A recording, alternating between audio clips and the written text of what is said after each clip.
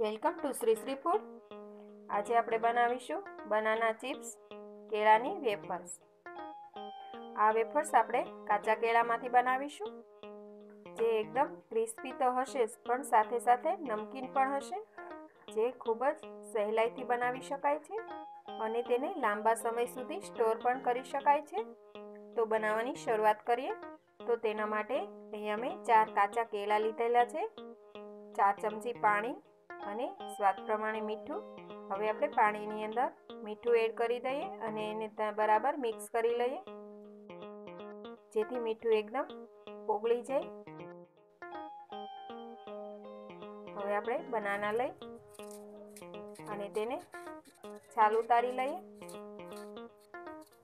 આ રીતે આપણે બનાનાની છાલ ઉતારીને તૈયાર કરીએ.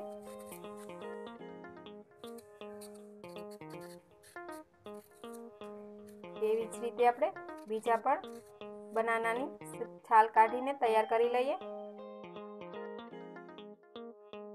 હવે આ બનાના ચિપ્સ બનાવવાનું મશીન લીધેલું છે, તેનાથી આપણે ચિપ્સ પાડીશું. આ રીતે આપણે ચિપ્સ બનાવી લઈએ. અત્યારે હું બનાના સીધું રાખીને નાની ચિપ્સ બનાવું છું, અને આપણે મોટી ચિપ્સ બનાવવી હોય તો તેને આડું રાખીને મોટી ચિપ્સ પણ બનાવી શકાય છે. આ ચિપ્સ આપણે તરત જ તેલમાં તળીને તૈયાર કરવાની છે. તો તેલ પણ ગરમ થઈ ગયું છે.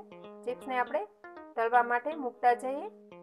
ચિપ્સને આપણે પાડ્યા પછી રાખી મૂકશું તો તે કાળી પડી જશે, તો જેથી તેને આપણે પાડીને તરત જ તળી લેવી.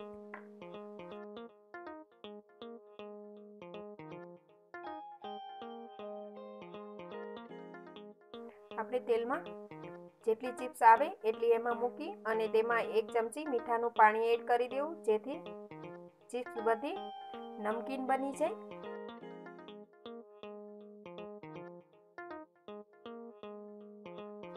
અને તેને આ રીતે થોડીવાર પલટાવતી રહેવી, જેથી તે બંને સાઈડ એકદમ ક્રિસ્પી એવી બનીને તૈયાર થઈ જાય. તો તમે જોઈ શકો છો, આ ચિપ્સ બનાવવી ખૂબ જ આસાન છે. તેને બનાવવામાં બિલકુલ ટાઈમ નથી લાગતો. તો આપણી ચિપ્સ તળાઈને તૈયાર થઈ ગઈ છે. બહાર લઈ લઈએ.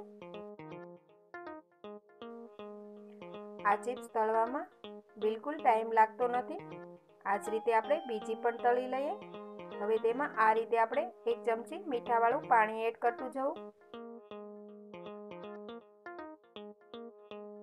આ ચિપ્સ મેં અડધું બનાના લઈ અને તેની લાંબી ચિપ્સ બનાવેલી છે, અને આખા બનાનાની બનાવવી હોય તો પણ બનાવી શકાય છે. ત્યાં સુધીમાં જો તમે હજી સુધી અમારી ચેનલ સબસ્ક્રાઈબ નથી કરી તો પ્લીઝ અહીંયા ક્લિક કરો, એટલે સબસ્ક્રાઈબ થઈ જશે, અને બેલ આઇકન પર ક્લિક કરશો એટલે તમને અમારા નવા વિડીયો મળતા રહે. અને વિડીયો પસંદ આવે તો પ્લીઝ લાઈક પણ કરો અને તમારા ગ્રુપમાં શેર પણ કરવાનું ભૂલતા નહીં. હવે આ ચિપ્સ પણ તળાઈને તૈયાર થઈ ગઈ છે. આપણી બધી જ ચિપ્સ બનીને તૈયાર છે. બધી જ બનાના ચિપ્સ તૈયાર થઈ ગઈ છે. હવે તેના ઉપર આપણે આ મરી પાવડર લીધેલો છે, તેને ચિપ્સ ઉપર સ્પ્રિંગ કરીશું. મરી પાવડર સ્પ્રિંગ કરવાથી વધારે ટેસ્ટ આવશે. તો આ ક્રિસ્પી અને ટેસ્ટી વેફર આપણે 15 થી 20 દિવસ માટે સ્ટોર કરી શકાય છે. આ વેફરને આપણે એરટાઈટ ડબ્બામાં જ રાખવી, જેથી તે નરમ ના થઈ જાય. તો આ રેસીપી વિશે તમને કંઈ સવાલ હોય તો કમેન્ટ બોક્સમાં કમેન્ટ કરજો અને તમારા ગ્રુપમાં શેર કરજો. તો ફરી મળીશું એક નવી રેસીપી સાથે.